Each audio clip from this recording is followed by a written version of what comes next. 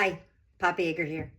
As you know, my memoir, Stolen, Love and Loss in the Time of COVID, will be out in September. However, it is now available for pre-order, and you can get it or pre-order it on Amazon. If you just Google my name, Elizabeth Yeager, Stolen, it should come up.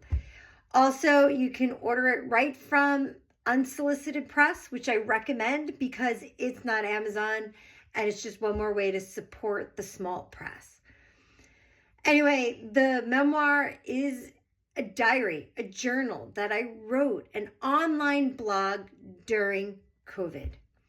On May 5th, 2020, I wrote, Dad died 3 weeks ago.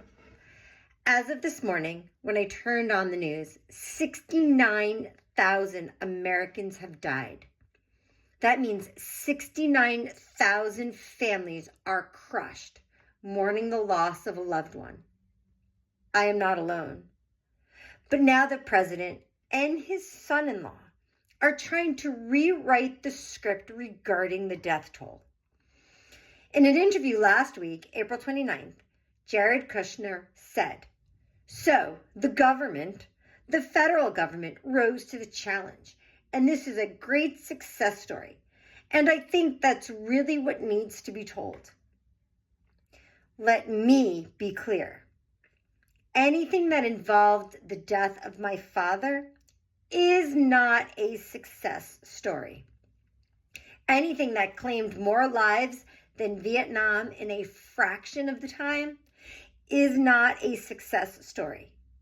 How can anyone look at the numbers and claim success? What Kushner and Trump need is a tour of the New York City cemeteries and crematoriums.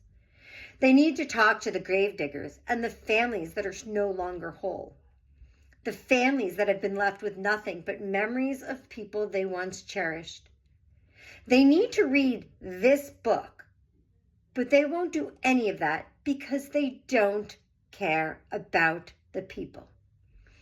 That has been evident from the start.